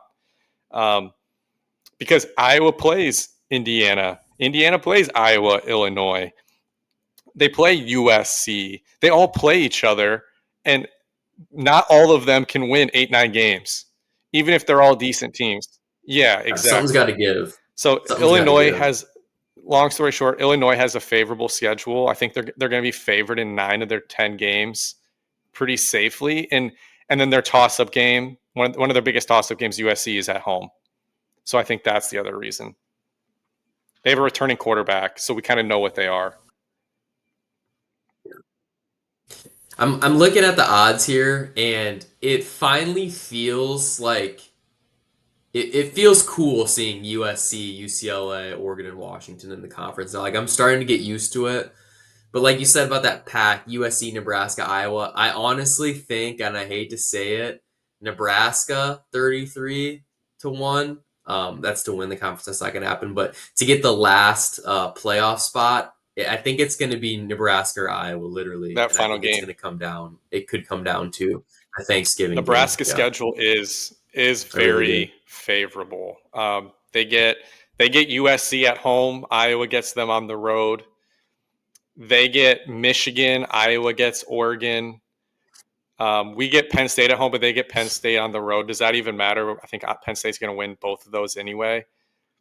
The Iowa Yeah. Nebraska game itself is in Lincoln, so I don't love that. So like, the schedule Mhm. definitely points to Nebraska having the edge. One game that I want to point out though is Week 1 they play at Cincinnati. It doesn't matter for the Big Ten, but I think Cincinnati could give them a game. It's at a neutral. That actually might be a neutral site game. Yeah, yeah. At Arrowhead. I Yeah. think Cincinnati could give them a game. I wouldn't be surprised to see Nebraska start slow. I do not. I've heard of some like dark horse Raiola Heisman hype. I'm not doing that. Sorry. Um, they got a wide receiver from Kentucky who everyone thinks is really good. That's great. Um, Indiana. Oh, go There's ahead. yeah. Go ahead. I was just saying the Raiola thing, like betting Heisman, like there's so many other ways to attack that. Like imagine if he did ball out and they did make the playoff, he's still not guaranteed to win the Heisman. Just bet on them to make the playoff at a much smaller price, and there's so Yeah, much more agreed. margin there. So yeah, that's crazy. Anyway, Fade. Indiana. That's when I have them on my notes. I wrote fade. Yeah. Um, I know that's probably a little chalky. I think a lot of people probably have that, but I took under 8.5 wins. That's a lot of wins. It is. I can't remember exactly what the number. I don't have it in front of me, but it is. I am laying some odds here. I think it's like minus Dude, Kurt Kignetti is Signetti. Yeah, 64. Did you know he yeah. was So he that probably. old? I mean, Wow. he's I don't know how much longer is he gonna be there. 5 years? I don't know. But look, Time to hang it up, bro. You're not Kirk Ferentz. Enjoy your 2 more years and then yeah, get out of they here. won 11 games last year, and I'll just point out the obvious. They played a joke schedule. They played 2 good teams last year and lost both of them. I mean, give them credit. It's not their fault. It's the same as kind of like what Iowa had years ago. Like you beat the teams on your schedule. I don't think they were a bad team. I don't think they were that overrated or anything. Like they weren't playing many close games. So like I can't even say like, oh, they won, a lot of toss ups. But this year they go to Penn State. They're gonna lose. They play Oregon at home. I think they're gonna lose. I think they're gonna lose in Kinnick. Calling my shot now. I think Iowa is gonna beat them in Kinnick early to middle of the season. So that's 3 losses right there. They play Illinois, another game where it's like somebody's got to win. I don't really know who it's going to be, but somebody's got to win. Um, So yeah, I'm taking under 8.5. I think it's a slam dunk for Water to kind of find its level here. Indiana winning 9 games has happened like once in program history, and it was the last year. And I'm supposed to believe they're going to do it 2 years in a row. Like they would have to, like even if Mendoza is slightly better than last year's quarterback, I'm trying to Rourke, but I don't see it, man. Like they have a good wide receiver, but like they just don't have the body types. They don't recruit well enough. The schedule's harder. They're Indiana. They don't have the home field advantage. Like it's gonna catch up to them. Yeah, and they last year, so like they went undefeated up until they played Ohio State. To start that game off, they had an 11 play 70-yard drive. They're up 7-0. I remember because I was going to play pickleball that day and I put my phone down. I was like, dang, go back. It's 28-7 at the end of the third quarter, an hour and a half later. They do not have the talent going up against Trevion Henderson, Egbuka, Caleb Downs with the punt return touchdown. Like all these teams with explosive plays, like you're not going to be able to go 11 plays 70 yards 6 times a game against these teams and put up points to stay in it. You're not going to be able to do it. And I think that's just the limiting factor there. So I agree. I think they're going to be, a 6 or a 7-5. They can play. They can be the Big Ten's representative in Yeah, the dude. Pinstripe Bowl this year. That would fit them Winning really well. seven, Signetti might have kind of screwed himself by setting the bar so high. Going 7-5 at Indiana is a good job. Like you did good if you go 7-5 at Indiana. They are not a bowl team. They are probably the worst team historically in the Big Ten. Them and Northwestern. Like going 7-5 at Indiana should be an accomplishment. And so acting like like they're going to win 9 games seems a little crazy. Also, there's a target on their back this year. Last year, teams were not taking them seriously. They were probably chalking them up as W's going in. And then Signetti's now running his mouth, all that stuff. Like teams want to beat them. Like I have never thought about Indiana football in my life other than like going into 2021, that week 1 game when they were kind of running their mouth a little bit. But they need humbled. And I think a lot of fan bases, or random fan bases, want to humble them. Like I know Iowa fans want to humble the shit out of them, bring them back down to earth. So you're gonna get teams better shots this year, and they're gonna get pounded a few times. Yep, I don't disagree. So I know we talk about Iowa pretty extensively, and we will throughout the year. So obviously, we don't want to talk too much in the overall Iowa or the overall preview. We could do a separate Iowa episode, but just like high level thoughts from Iowa expectations. Obviously, Mark Gronowski in the building as QB1. We've seen some of the highlight videos the past couple days. He's been throwing some dimes. What's the outlook there, and what are the So they're realistic 35-1 to expectations? win the conference, tied with Illinois. They're 7.5 win total. Vegas thinks they'll be 7-5 ish. Um, so one of my bets is actually Iowa over 7.5 plus 135. Um, Look, Okay. Iowa winning 8 games seems like a good bet to me. I mean, they could very easily not, but it's plus money. So in the past, when we've done this show, we've talked about how Iowa is going to probably win a good number of games, but we knew that there was a ceiling. We knew, kind of like what I said with Illinois, we knew that they could not actually compete for anything because of their offense and their quarterback play and their wide receiver weapons. So we would sit here and we'd be like, yeah, they could very easily go 10-2. They could very easily go 11-0. They'll be favored in all games but one, blah, blah, blah. But we knew they could not win anything. This year is different, where if the offense takes the step forward that I think they can, I think the ceiling isn't as limited. Like they're not going to be in Ohio State, Penn State, whatever. But like if they can actually score points and throw the ball and have the offensive line play that we think they can have, you can't cap them at a certain number of wins or a certain just talent level like we could in the past. However, the schedule is brutal. They're thinner in some really, really important spots. They're already banged up in camp. there is a scenario where the bottom falls out and we're a 6-6 team where we totally bottom out. Um, I think the program is in a healthy place overall. I like the I like a lot of their recruiting the last 2-3 years. They're young. I love Mark Gronowski. I think he's going to be a good quarterback. There's just a lot of toss up games, and it's going to come down to can Iowa win those games in the margins. No different than any other year, but again, I just think that they have more question marks, which can be good or bad. Like it's like you can either tell me like you're going to be I know I might know there might be less question marks, but I know that they're not going to be great. Or I can have way more question marks, but the ceiling feels a little more untapped. There's a lot more potential there, and that's kind of how I describe it. I can't compare it to any other Yeah. season. And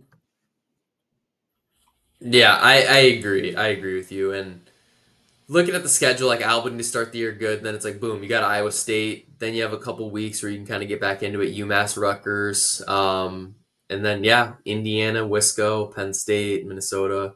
That Oregon, USC back to back. That's going to be a fun 2 weeks. Michigan State, I know. I saw some like rankings that said they're like the 62nd best team in the nation, which is pretty sad considering Yeah, where they used to be several years ago. But if they show any inkling they of beat Iowa improvement last there, year. that back half of the season would be very tough. That's true. They did. They did. And then obviously Nebraska. It's So brutal, man. it's yeah, it's brutal. I wish we had Gronowski Yeah, like 2 years ago. that if we could It have would be if we be could a have the little different. defense from like the Jack Campbell days, um, or in the Cooper to Gene days, even, and then like and then have Caleb Johnson with these weapons and a quarterback, because I think they're going to be better at wide Yeah. receiver too. I think and one of those schedules, like yeah, we could dream on some things, but it's hard to picture a win against Oregon or Penn State, even though they're both at home. Like I said, I think they're going to beat Indiana, but that's not a gimme. I mean, it's going to be like pick 'em.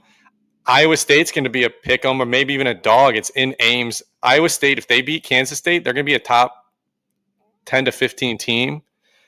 You're doing that on the road. You have at USC, who, I mean, who knows what they could be? I mean, Iowa lost at UCLA last year. They've always sucked going west. I don't think we've ever won a big game on the West Coast that wasn't like a bowl game. I mean, we lost to Arizona State years and years ago, where like we were the better team, and then Nebraska on the road.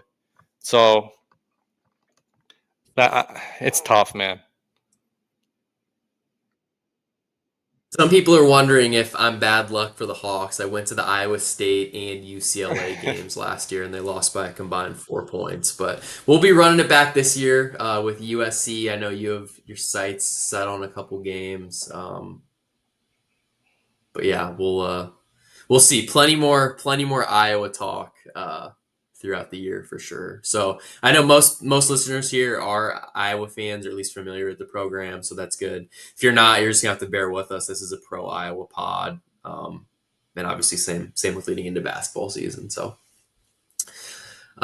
any other thoughts holistically in the I Big have written Ten? down what is Michigan State, because I don't know.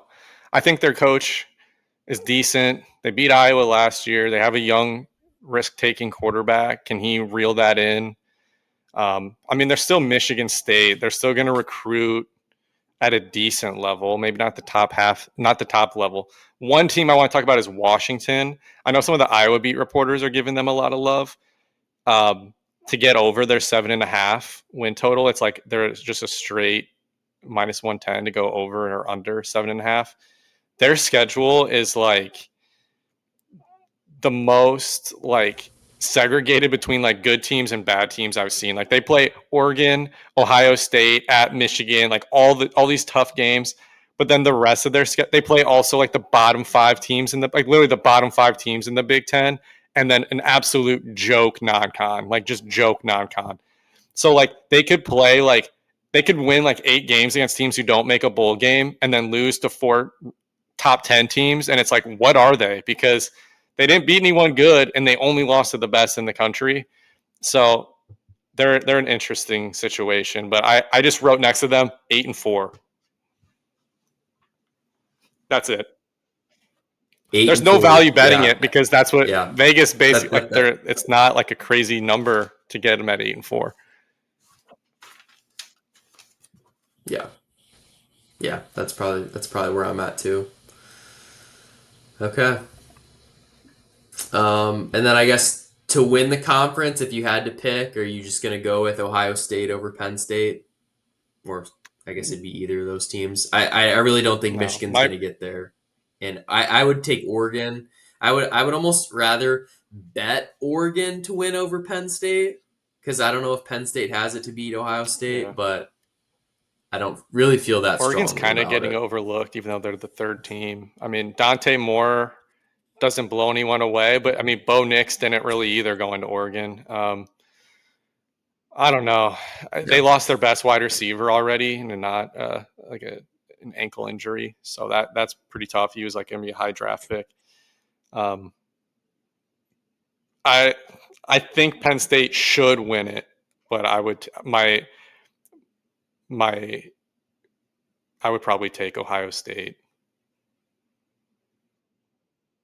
yeah. That's another thing. I have no motivation No, to the bet numbers that are so preseason short. here. Give me a couple weeks. Give me that Penn State Oregon game at the end of September. We'll kind of get a kind of level set, see where we're at Ohio with a State couple of plays these Texas week teams, one, and then see Julian saying, so "Oh, we're there getting you a go." good Yeah, barometer. exactly. Yeah. So we'll know. We'll know by the end of September. Yep. All right. And then I guess we have the catch-all. So we have Notre Dame, obviously, and then we have a few other programs. Is there any other, I guess, teams or specific narratives that you wanted to call out regarding Yeah, everybody for the six else? pack, I have Liberty 10 plus wins. They are favored in all 12 games. I bet them the last 2 years. I think I hit 2 years ago and I lost last year. Um, but if you're not familiar with Liberty, they have the biggest bankroll in the G5, and especially compared to their conference, they're not like even Boise. They're not. They don't even play like Boise State in their non-con or in their conference. They're in a different league, and so they're going to beat up on a lot of just poor programs. And last year they choked a couple games away. They had a lot of injuries and weird stuff happen. They still won like 8-9 games. So like I think they're going to go 10-2 at worst, and it's even money. It's or plus 100. I mean, um, so Liberty 10 wins. I think they also have one of the better coaches in that Yeah. and at that level.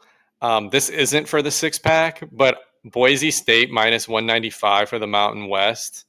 I would probably bet that, but then I was looking at that. I was looking at that. I mean, the only other option is UNLV. I know they have they're a kind new of on the coach. come up Yeah, after their whole QB situation they last have Dan year, but Mullen, I yeah. think, as their coach Okay. this year.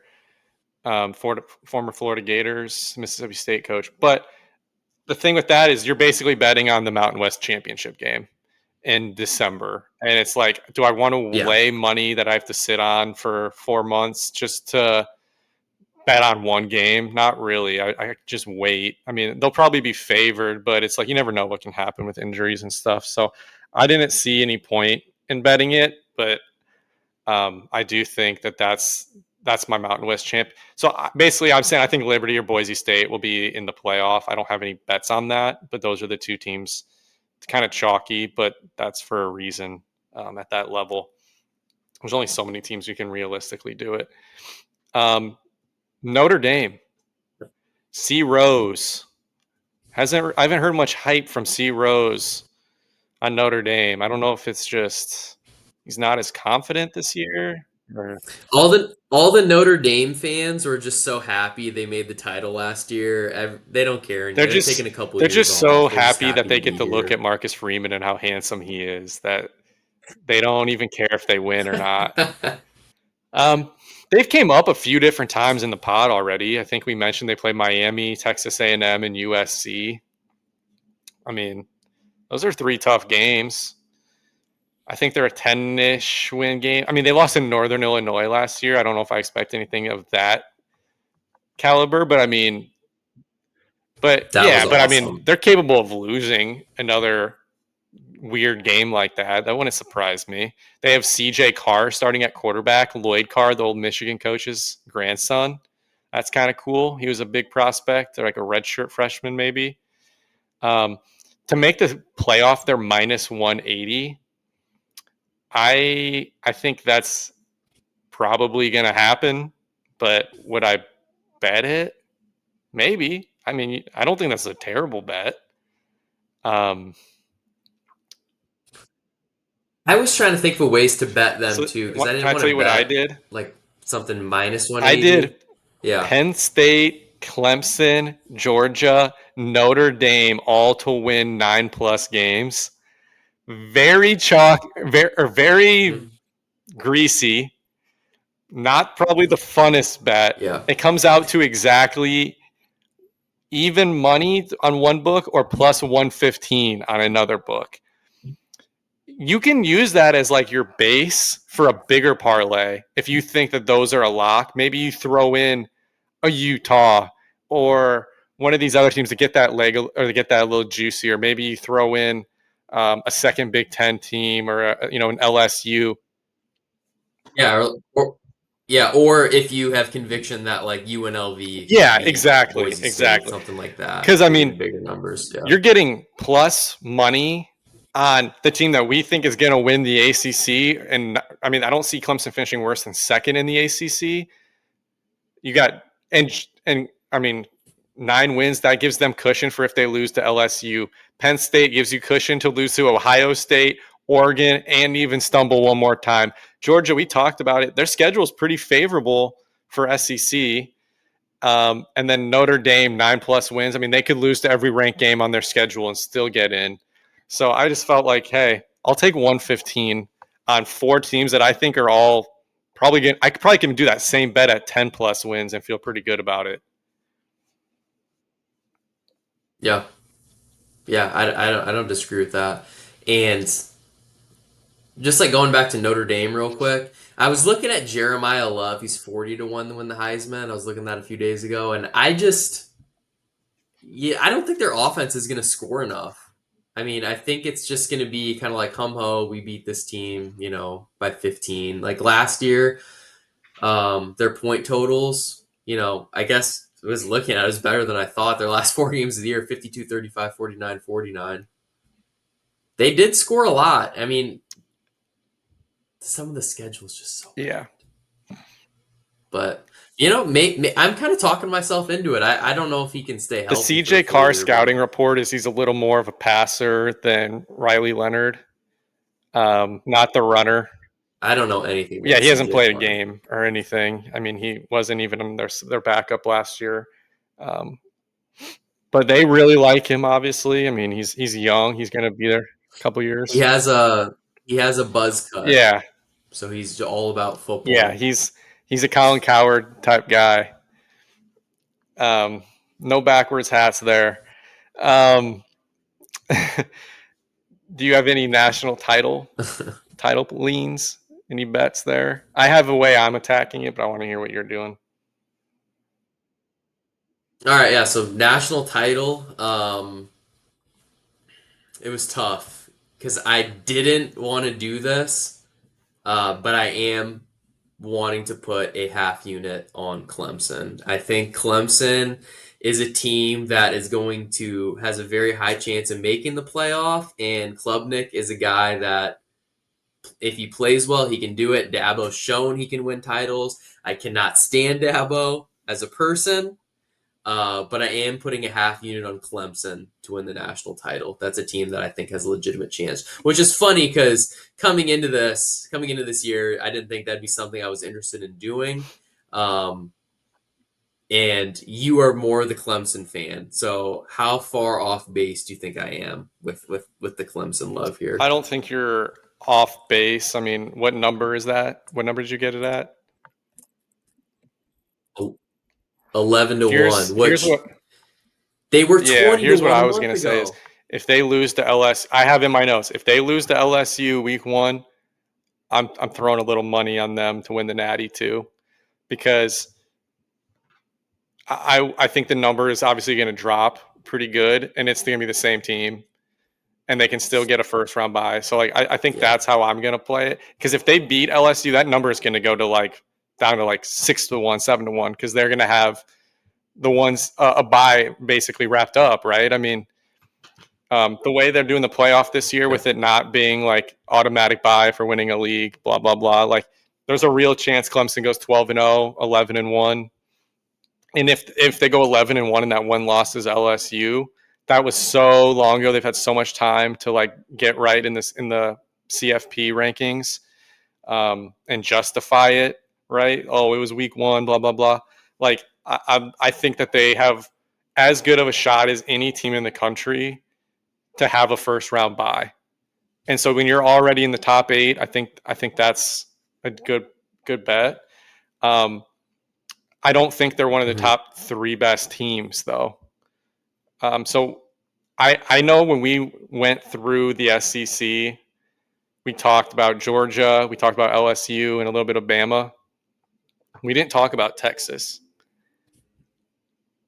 I like Texas to win the national championship a lot more than I like them to win the SEC. They're Okay. if you go just purely like if all schedules were equal, I think they would be like a 4-1 team. Like, usually the favorites a 4-1 range. The last 5-6 years, it's like a plus 400, plus 450.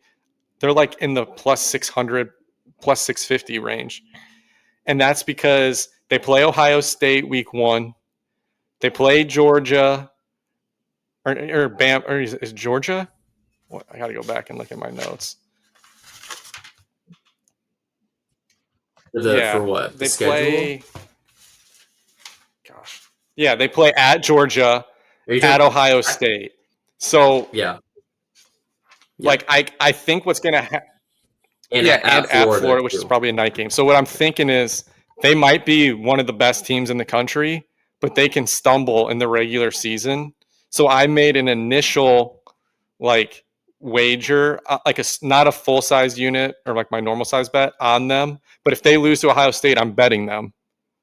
I don't. That does not impact if they lose to at Georgia or they lose to at uh, Ohio State. That doesn't impact my outlook on Texas. I think Texas is the best team, probably, assuming Arch is who we think he is. I think they're probably the best team, and I think they're at least like at the very least like the most well equipped team right now to go make a run.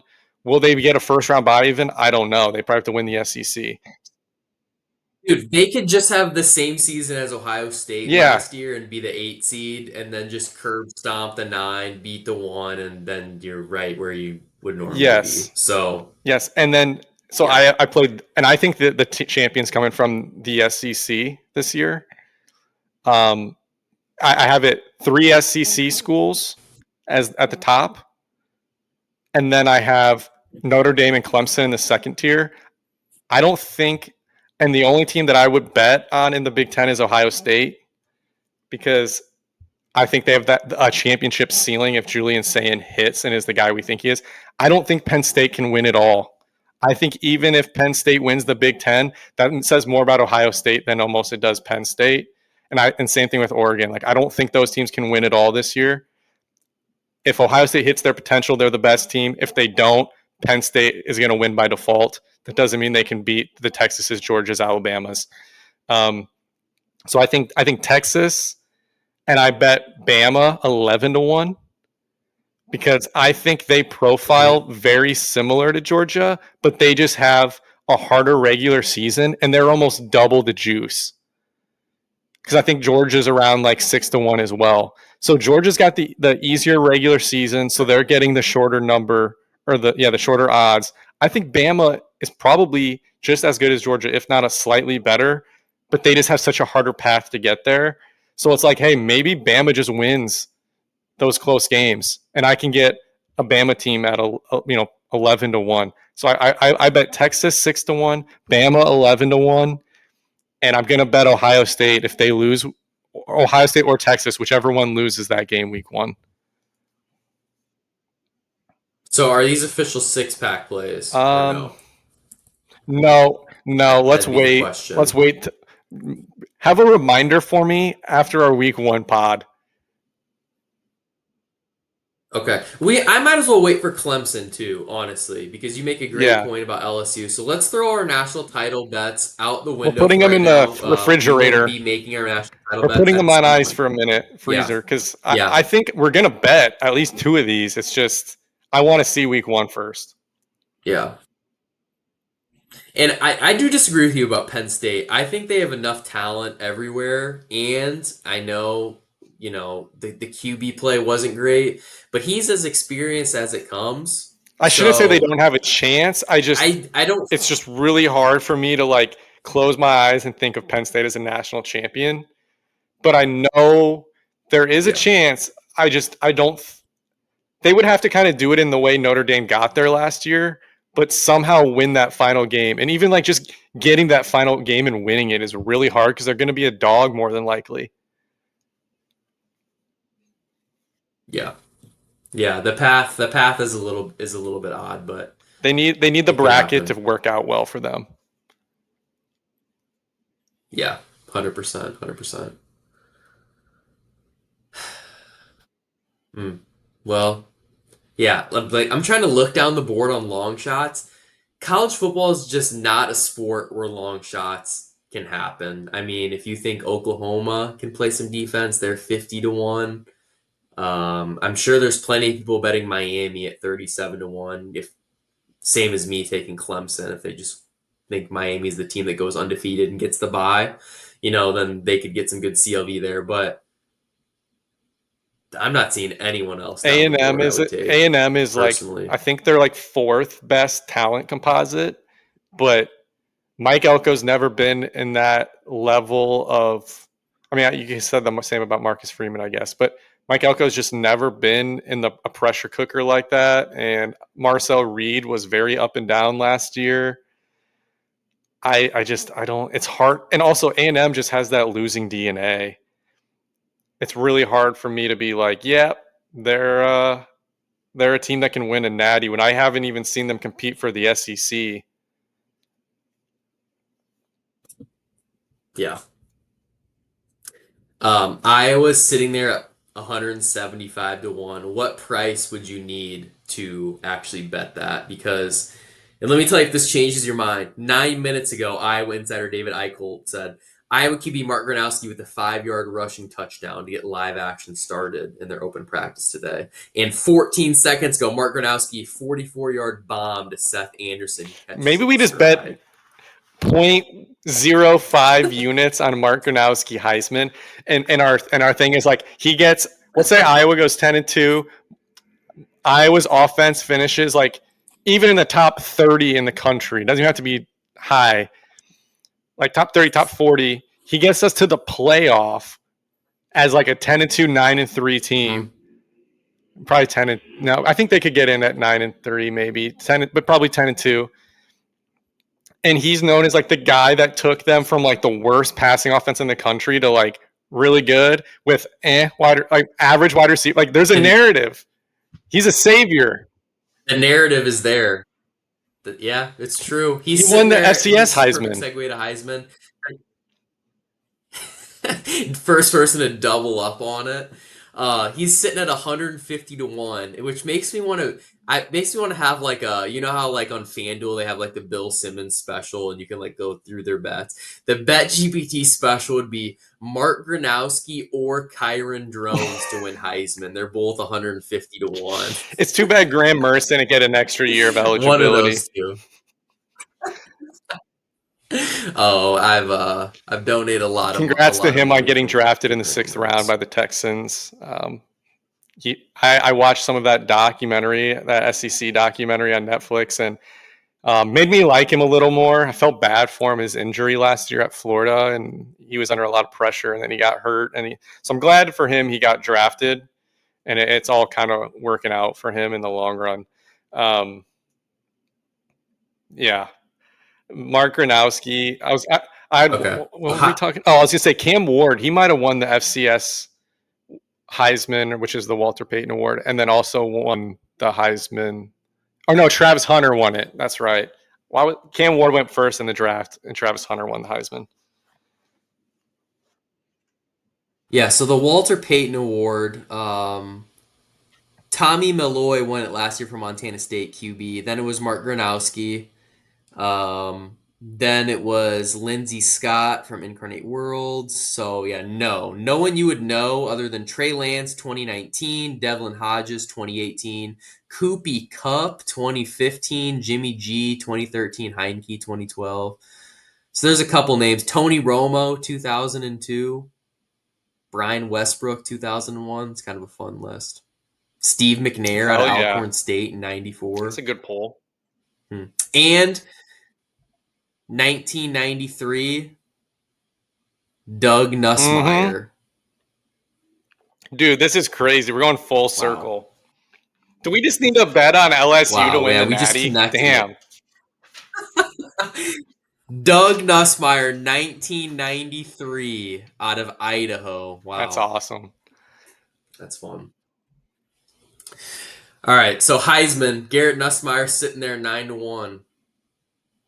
That's I your also bet? sprinkled Devin Dampier 60 to 1, and then I already mentioned Ty Simpson. I mean, if Okay. it's at 20 to 1, I'll put it on there for the tracker. I'm that works for me. I Arch, you're right about Arch being the most fun situation. Like I would love to see Arch Manning ball out and win a Heisman. I think that'd be really sweet, but the number is just not big enough for me.